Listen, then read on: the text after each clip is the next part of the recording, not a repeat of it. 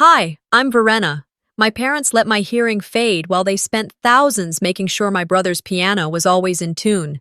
They told people I was quiet, just sensitive, not worth the cost of a diagnosis. Meanwhile, they used my name to fund his dream school, stole my inheritance, and called it family sacrifice. Then they sued me for abandoning them. Now they line up at the front desk of the company I built, not knowing I'm the one who signs the checks. You ever wonder what happens when the kid they pushed aside finally learns how to be heard? The first thing I remember isn't a birthday or Christmas morning, it's silence. Not the gentle, peaceful kind people chase after with meditation apps and yoga classes. No, this was a hollow, aching silence that stretched around me like an invisible wall. I must have been 5, maybe 6. The memories blur together, but I can still see my mother's lips moving from across the room and me just standing there, blinking at her, not understanding why her face was twisted in irritation. "Are you ignoring me again, Verena?" she snapped. I wasn't. I just didn't hear her. By the time I was 7, teachers were gently suggesting I get tested. "She seems distracted," one wrote on a report card. "Often doesn't respond unless spoken to directly and up close." My mother laughed when she read that. "She's always had her head in the clouds. Dreamy little thing." But I wasn't dreaming. I was floating in a space where everyone else seemed to have maps and compasses, and I had nothing but instinct. I learned to watch faces, read eyebrows, scan lips. I mimicked what I thought people expected. I got good at pretending to hear. It was my 3rd grade teacher, Mrs. Landry, who finally pushed harder. "I'd like to recommend a hearing evaluation," she told my parents during a conference.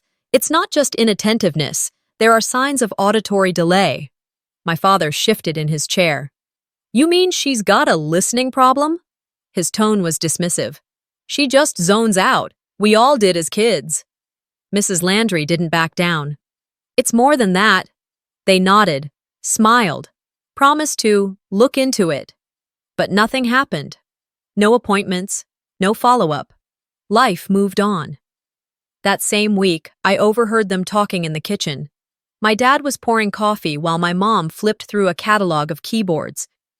"She doesn't need a hearing aid," he muttered. "She needs to pay attention. That money would be better spent getting Lyle into that music program." Lyle. Always Lyle. My brother was 2 years older, with fingers that fluttered across piano keys, like they'd been born there. Every visitor to the house was greeted with, "Want to hear Lyle play?" There were recitals, competitions, a shiny new upright that cost more than my mother's car. The doctor did call once, left a voicemail saying the evaluation showed mild to moderate hearing loss in both ears. My mother deleted it before I ever heard it. "I told them she was just a quiet type," she said, wiping her hands on a dish towel. "You don't want her labeled, Rex. That kind of thing sticks." I didn't know what labeled meant, not at that age, but I knew enough to realize it meant something I wasn't supposed to be. One day, I tried to speak up. "My ears feel funny," I said, "like cotton is in them." Mom patted my head like I was a puppy begging for scraps. "Maybe it's allergies. Go drink some water." So I drank water. The house was always filled with noise, Lyle practicing scales, the blender roaring for his protein shakes, my parents arguing about bills or dinner plans. But inside me, the sound faded more and more. I would sit on the stairs and watch their mouths move like characters in a TV on mute.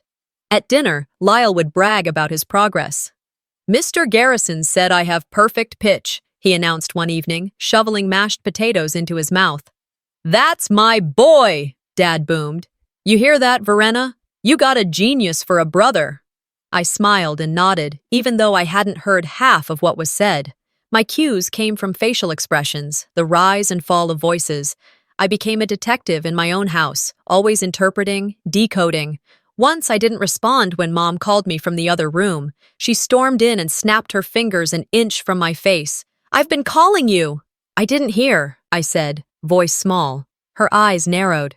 "Well, you better start listening harder." That night, I crept down the hall after bedtime and sat behind the wall near the kitchen. I shouldn't have eavesdropped, but I needed answers. "She's too soft," Dad was saying. "And that teacher? Overreacting. Kids are noisy. So what if she misses a few words? We're not throwing thousands at some hearing gadget she'll outgrow. I swallowed hard, pressing my back into the cold wall. The next morning, Lyle got a brand new keyboard delivered. I got a pat on the back and a reminder to be more attentive. By the time I was 8, I'd stopped asking for help. I learned to guess what people said by watching their lips. If I was wrong, I laughed along anyway. It was safer to pretend than to correct someone and be called rude or clueless. But what stayed with me, what carved something into me, was that moment in the kitchen when I realized the choice had been made, not in my favor, not for my well-being. They had heard the truth, and they chose to turn the volume down on it. I didn't matter enough to be heard. That night, I sat at the edge of the hallway, watching my parents shine the spotlight on Lyle, while I disappeared into the dark. Silence became normal. It wrapped around my daily life like a second skin, familiar, uninviting, yet oddly comforting in the way a locked door is predictable. After a while, I stopped expecting anyone to open it. I didn't crave applause. I didn't want to be the center of attention like Lyle, with his polished shoes and perfect posture at every recital. I just wanted to not be mocked for existing in the corners. But in our family, if you weren't shining, you were a burden. By the time I turned 9, my school had become a stage of subtle humiliations. Lyle was in middle school by then, already being called gifted by everyone who mattered. Meanwhile, I stayed in the background, where they thought I belonged. That fall, we had a family showcase at school. The idea was to highlight each student's strengths, artwork on the walls, poems on the bulletin boards, science projects lining the hallway. Parents were invited, badges were made, and students were asked to wear name tags that represented their passion or nickname. When I found mine sitting on my desk, my stomach dropped. Ben's sister, special needs, limited focus. I stared at it. The Sharpie ink had bled a little at the edges, making the label look rushed, almost careless, like the person who wrote it didn't see me as a full person at all. I looked over to Lyle's. His tag read, Future Music Scholar. My fingers trembled as I peeled the label off. Mrs. Redmond, my homeroom teacher, walked by, saw the empty space on my shirt, and said, "Sweetheart, you need to wear your badge." I hesitated. "Can I make a new one?" She paused, just for a moment, then smiled too quickly. "Those were done by your mom this morning." Of course they were. When my mother arrived that afternoon, she gave me a quick once-over. "Why aren't you wearing your label?" I told her I didn't like it. She laughed, genuinely amused. "Well, it's not untrue, honey. Don't be so sensitive." I sat on the edge of the group photo that day, my smile barely holding together. I heard one of the other kids whisper, "She's the one who can't hear right." Nobody corrected them. A few months later, I entered the regional science fair. I built a visual signaling device using repurposed Christmas lights and a doorbell. My idea was to create something that flashed light for those who couldn't hear alarms or knocks. I'd worked on it every afternoon for 3 weeks, soldering circuits, testing voltage, borrowing tools from the janitor's shed without anyone knowing. Against all odds, I won first place in my age group.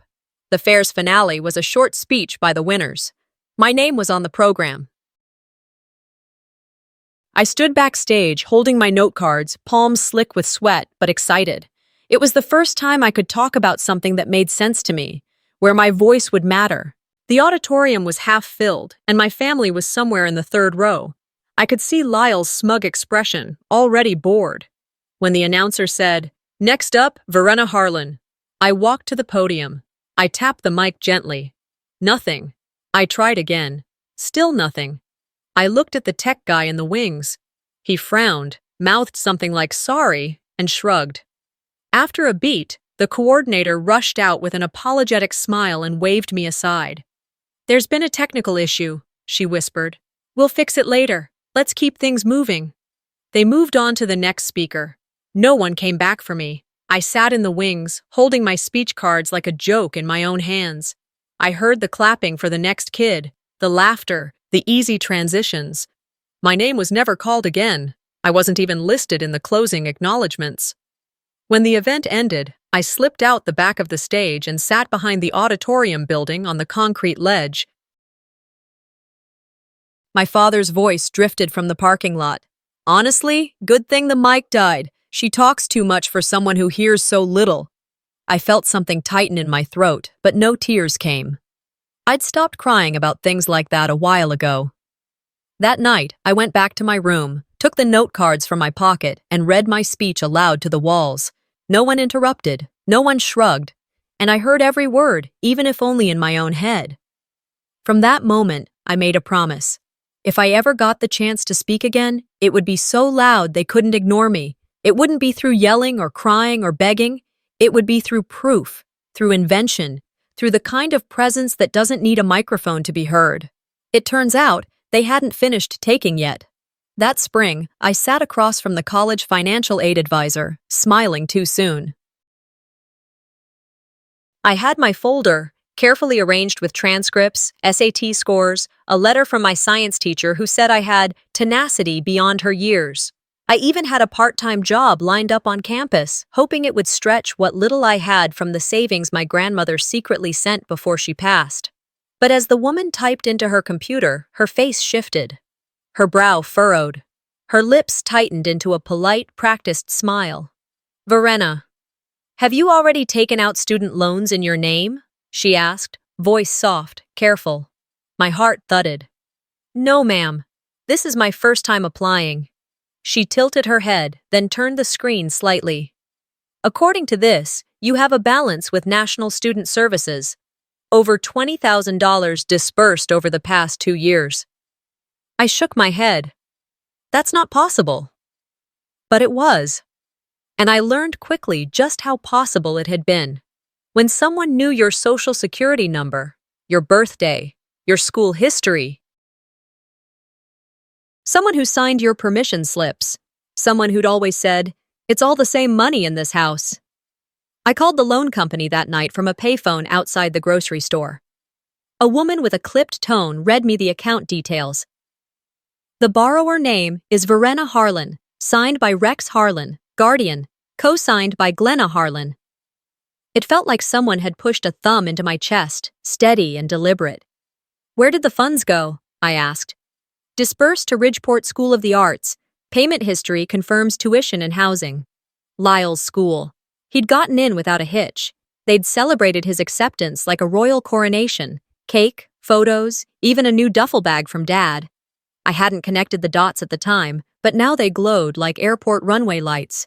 Later that night, when I got home, I didn't barge in. I walked through the back door quietly and found them in the kitchen, the same place all our worst truths lived.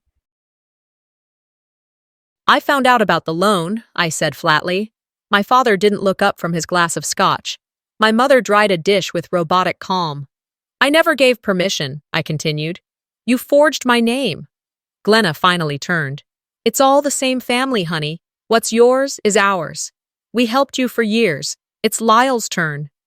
"Helped me?" I laughed. "You helped me stay unheard. That's all you did." Dad scoffed. "Don't get dramatic. It was either you sit on a loan or he missed the opportunity of a lifetime. He's going places, Verena. And I'm going to college without credit, without funding, because of you." They didn't flinch. My mother waved a hand like she was brushing away a fly. "We'll figure it out. You're smart. You'll make it work." I stood there, trembling but still. I didn't scream. I didn't plead. I just watched them. And for the first time, I didn't feel like their daughter. I felt like a signature on a form they'd needed to access someone else's future. I packed a bag the next morning.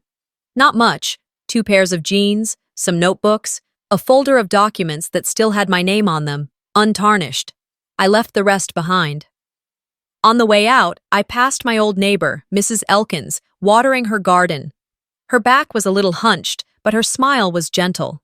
She glanced at my suitcase. "Heading somewhere, sweetheart?" "College," I said. "Hopefully." She paused, then said something I didn't expect. "I owe you an apology." I stopped mid-step. "For what?" She looked down at the flowers.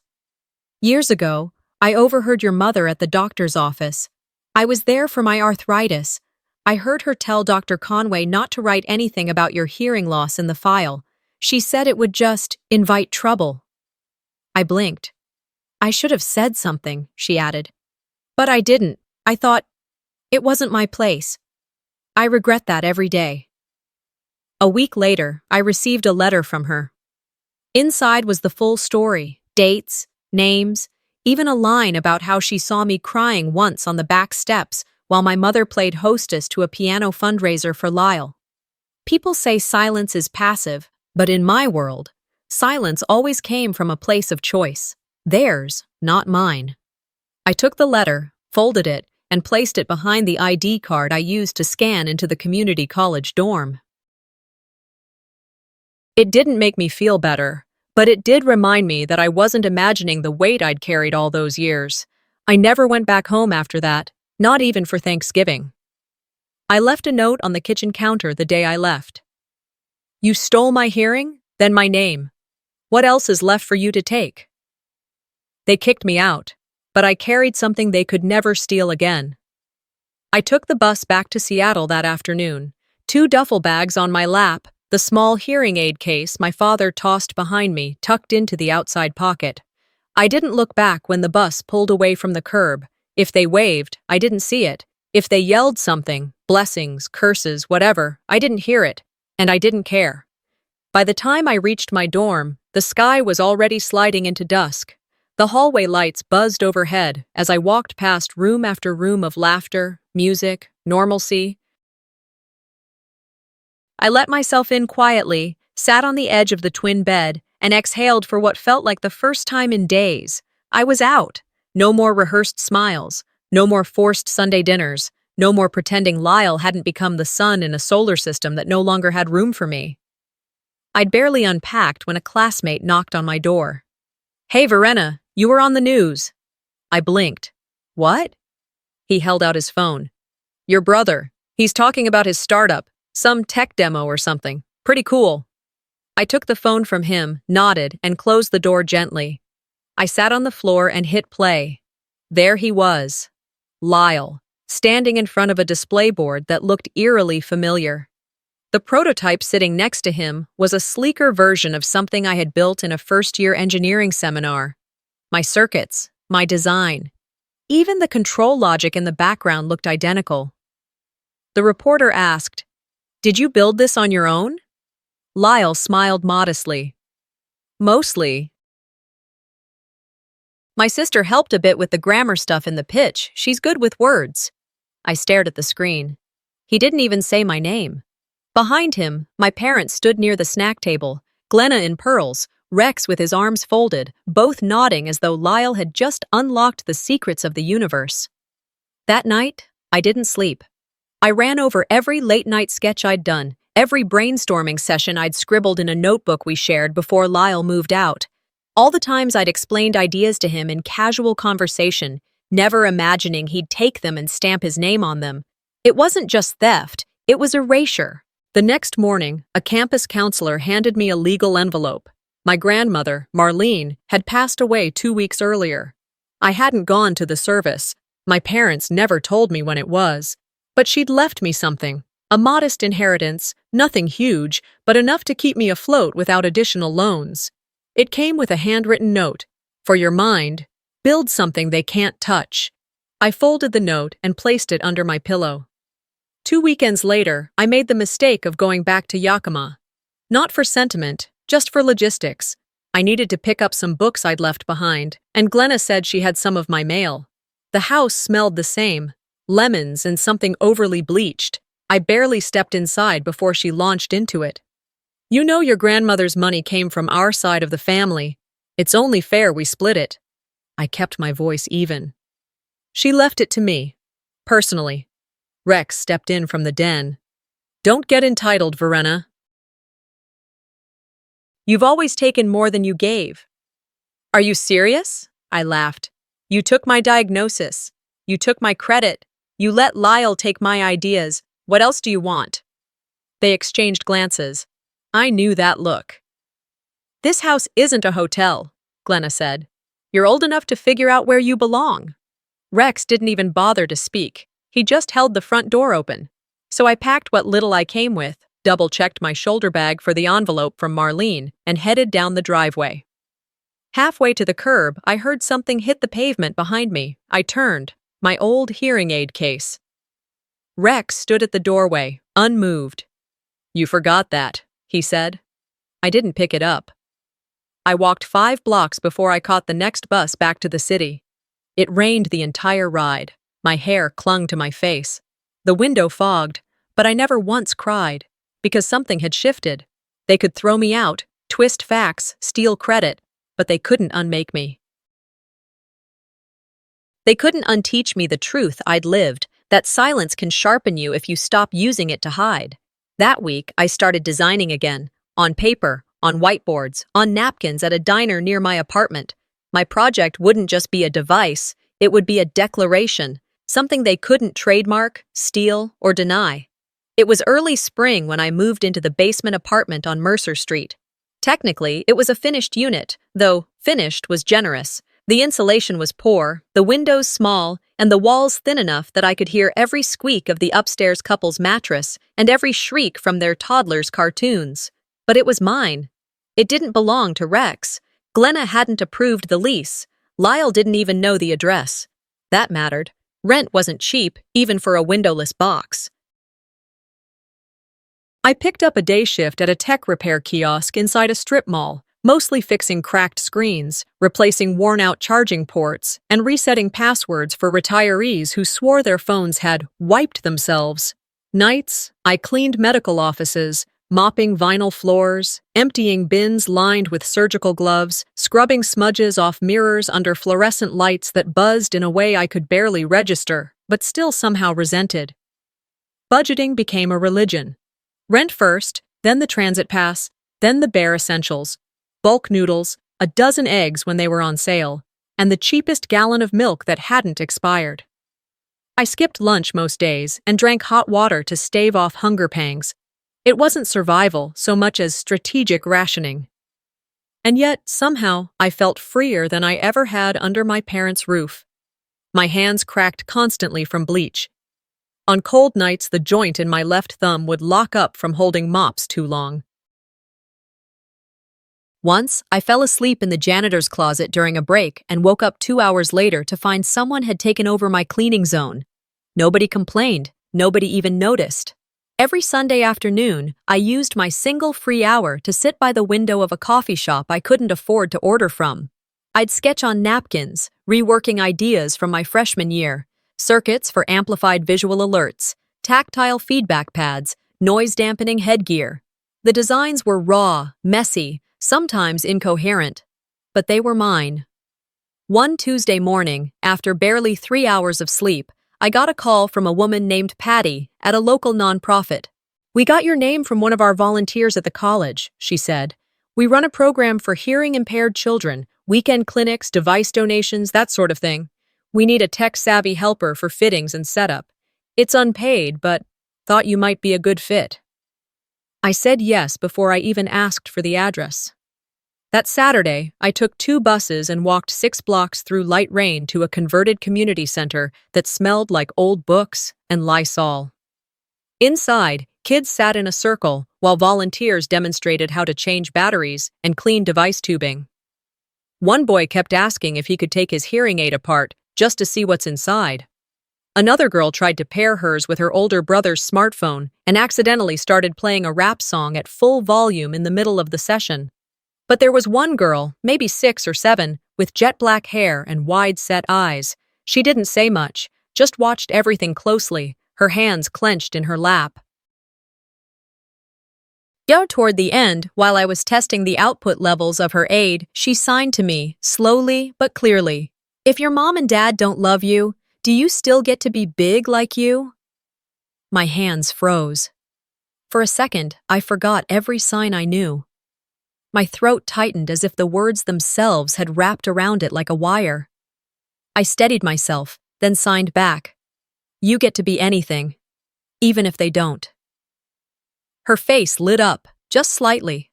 I excused myself to the hallway, pretending I needed to check a battery voltage.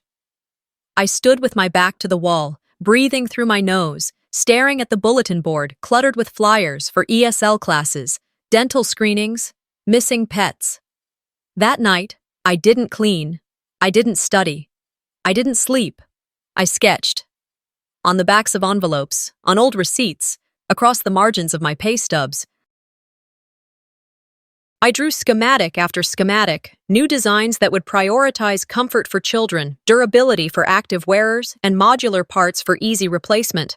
My hands shook from fatigue, but my brain was lit with something I hadn't felt in a long time. Purpose. That child's question didn't just crack something open, it realigned the map I'd been following. I'd been surviving for years, but maybe it was time to start building. Not because I had something to prove to my family, but because kids like her needed proof that they were allowed to grow, even if no one ever watered them. The silence I used to fear had become a classroom. It taught me patience, observation, precision. And in that silence, I decided something. I might not be able to rewrite the past, but I could make damn sure someone else's future wasn't muted. They came for my name, but I had theirs written in every document I needed. The soft launch went better than I could have hoped. It wasn't some flashy Silicon Valley gala, just a rented room at a co-working space in Belltown, a PowerPoint, and a room full of skeptics who left with raised eyebrows and quiet nods. I didn't need them to applaud. I needed them to listen. And for once, they did. A week later, the noise started. It began as whispers. An anonymous comment on an old blog post I'd written in college, accusing me of plagiarism.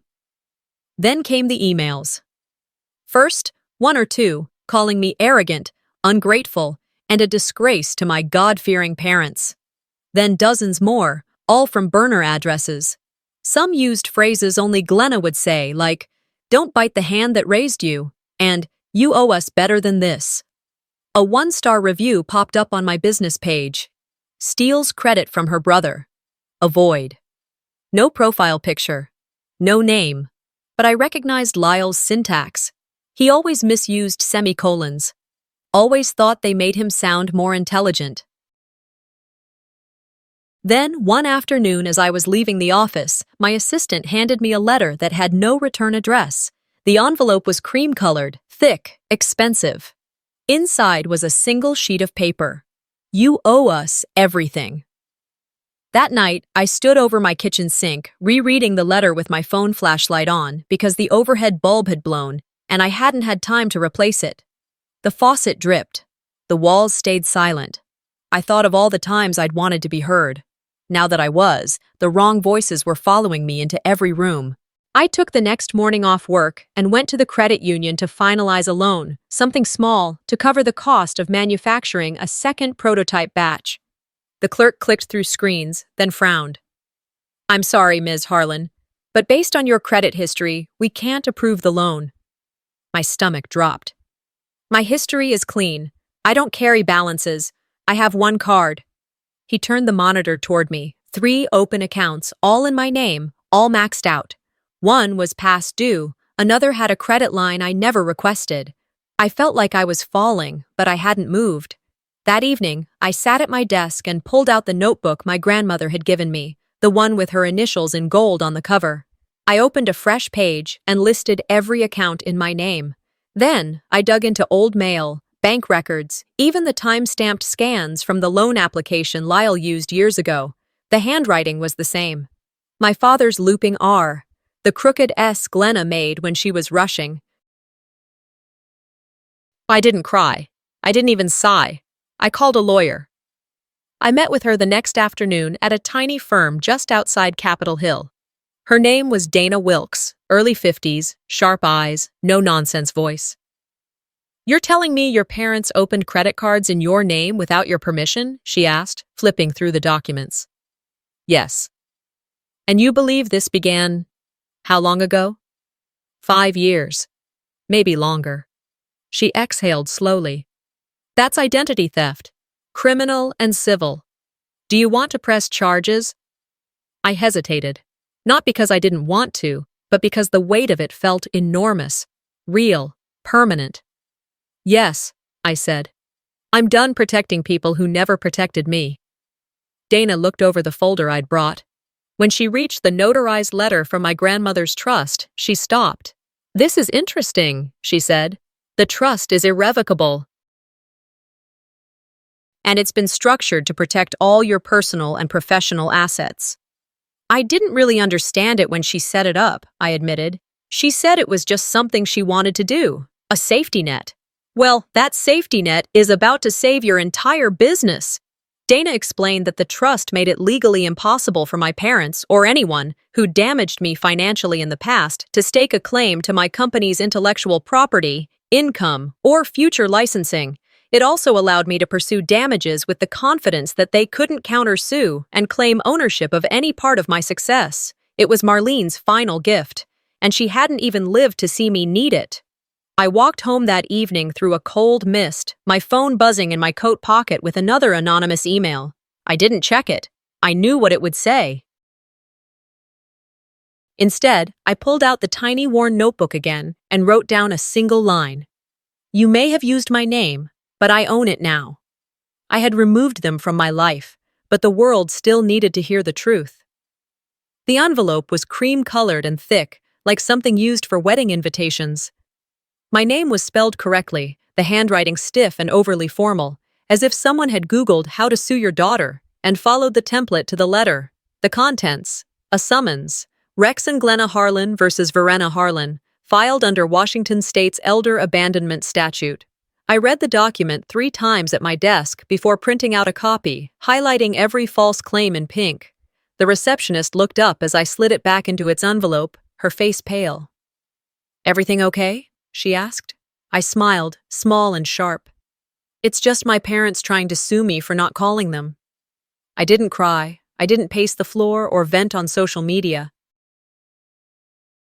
I made 3 phone calls, one to my lawyer Dana, one to the HR director to notify her of the upcoming legal distraction, and one to the marketing team to proceed with the product launch. Everything else could wait.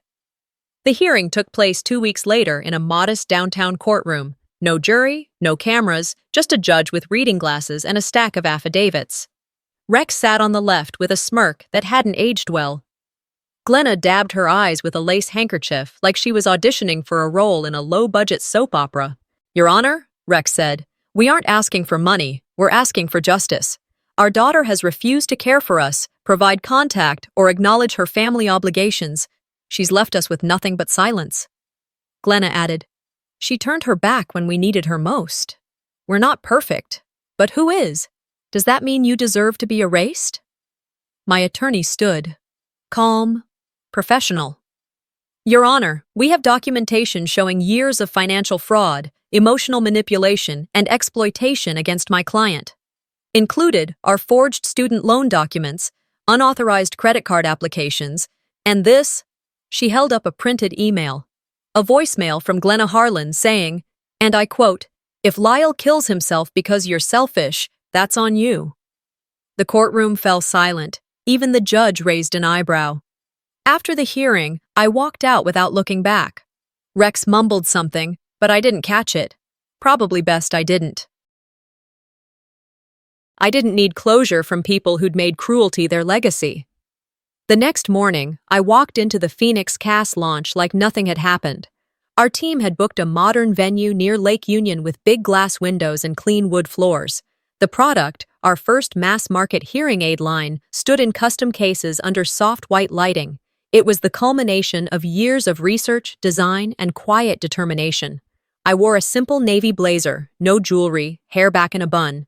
My voice didn't shake as I took the stage. "We created Phoenix Cast for those who've been silenced, minimized, or left behind," I said. "It's named after my grandmother, who believed in me when no one else did.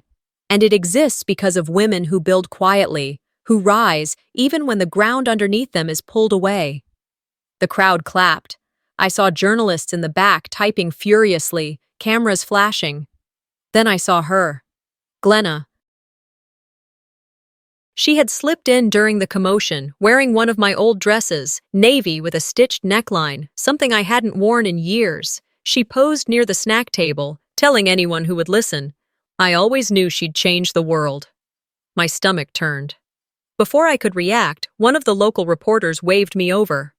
"Can we quote your mother?" he asked. She says she inspired your work. I didn't flinch. I stepped back onto the mic. Before we end tonight, I want to share a message from someone who truly inspired this journey.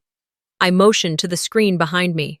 A video played, a scanned letter from Marlene, overlaid with her photo, and beneath it, a time-stamped audio clip.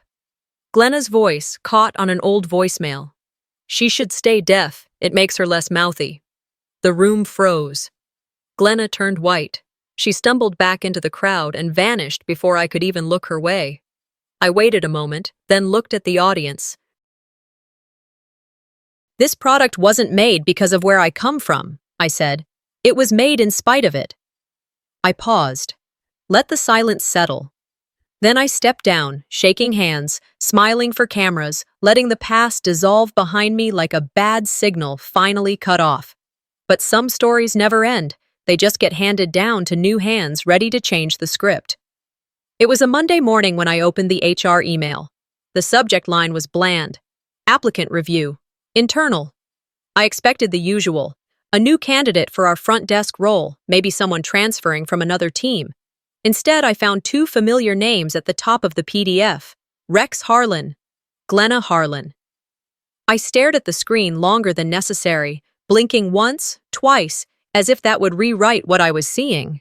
But the name stayed there, bold and unmistakable, like a punchline from a joke I hadn't asked to hear. Attached were resumes, trimmed and polished. Rex listing financial advisement 30+ years. Glenna offering administrative oversight, community relations. And both cover letters echoed the same line, eager to return to the workforce under visionary leadership. Visionary leadership. They didn't even realize I was the one holding the pen now. I didn't respond, not directly. Instead, I forwarded both applications to legal, with one note. Permanent do not hire. Add to flag list. My assistant knocked gently on my door an hour later, holding a cup of tea. She was used to my silence, but this time she lingered. Everything all right? She asked.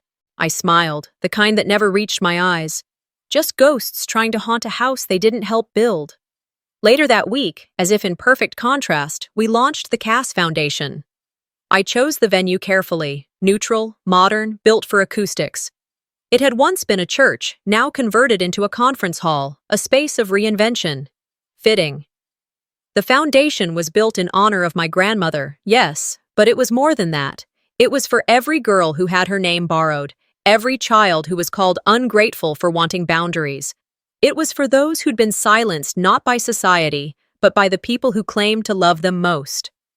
As people filed in, I watched from the side of the stage, faces I recognized. Engineers, educators, survivors, people I'd spoken to in email threads who shared stories of credit ruined by a parent, inheritances erased in favor of a sibling's second chance.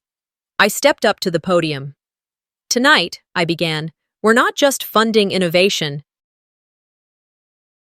We're funding reclamation, of voice, of identity, of peace. I shared my story, not the headline version, but the quiet, brutal version. The forged loans, the labels I never chose. The moment I sat at the bottom of a stairwell, hearing my father say I wasn't worth fixing.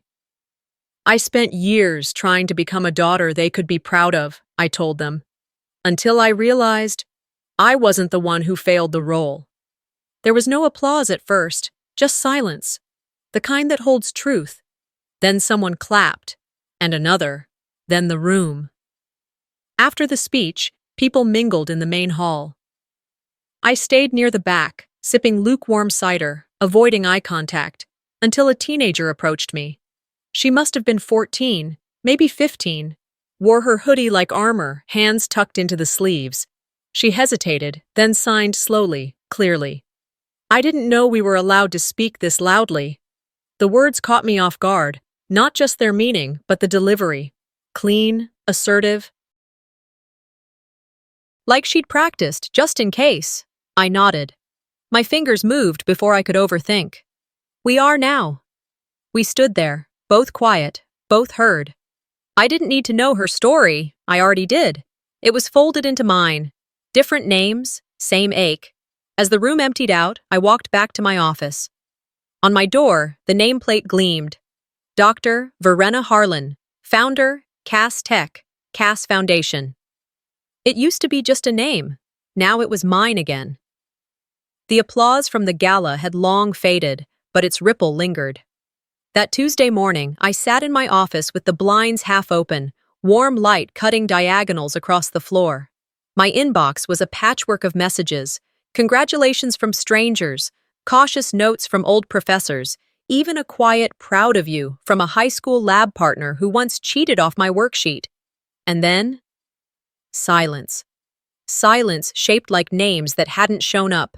No message from Lyle. None from Rex or Glenna. Not even a lawsuit threat this time. Maybe they'd finally realized I wasn't their insurance policy anymore. Maybe the legal dust had settled and they were too ashamed or too angry to reach again. Or maybe they just couldn't bear to see the name they once tried to erase, now attached to something so permanent. In between replying to media interviews and reviewing reports from the Foundation's first funded outreach project, I received another message, this one simpler. The subject line read, "Your speech." No name, just initials I knew instantly, J.C. Jacob Carter. My first love. We met in undergrad during a design seminar. He'd been charming, whip-smart, good with words, and terrible with schematics. I'd helped him rework a failed project in exchange for his notes in physics. We'd clicked. Easy, warm, familiar. But what started as closeness unraveled fast. He couldn't handle my world. The email read, "I watched your launch. I saw what you made. I wish I'd stayed." That was it. No punctuation. No apology. Just that sentence sitting there like a paper cut, small, stinging, unnecessary. I didn't reply. Instead, I opened the drawer beside me and pulled out a yellowed envelope I hadn't touched in 2 years. Inside was a postcard Jacob had once written from a road trip he took solo, after telling me he needed space from all the family weight you carry. I stared at the postmark, tossed it in the shredder without blinking. That night, I stayed late at the office. Everyone else had gone. Outside the windows, the city lit up in patterns I'd memorized. I made myself a cup of weak tea, kicked off my shoes, and curled into the corner couch where I used to crash during prototype sprints. And somewhere between sleep and stillness, I dreamed. Marlene's house. The old green couch with worn arms. The clock ticking slow and loud. She sat across from me, knitting something undefined. Her hands moved the way they always had, intentional, steady. Her eyes didn't lift, but she spoke, voice wrapped in that smoky rasp that made every word feel like a secret. "Don't beg for love," she said, looping yarn through yarn. "Build without it. And when it comes, make sure it's earned." I didn't answer. I just watched her. She nodded once, not at me, but at something beyond me. And I knew what she meant. The next morning, I returned to work early. The air still held the bite of dawn. I unlocked the door, let the silence greet me, and made my way to my desk. There, in the center, stood a frame. Inside it, a photo of the very first whiteboard sketch I'd ever drawn for the Phoenix Cass prototype, lines crooked, margins messy. My name scribbled in the corner like an afterthought. Now, it was the name on the door. I didn't think about revenge anymore. That phase had passed, burned away by better things. What filled the space now was systems, policy, community. I thought about the kids we'd support, the adults who'd get their credit back, the girls who'd hear their name and not flinch. They didn't just try to silence me. They forced me to find a louder way to speak. Justice isn't always a courtroom. It's a life that doesn't need their approval anymore. Sometimes, the people who were supposed to protect us are the ones who taught us how to survive without them. If this story reminded you of something in your own life, or made you see your family in a new light, tell me in the comments. Have you ever had to walk away from the people who claimed to love you? Don't forget to subscribe to the channel for more powerful family stories that speak the truths many are still afraid to say.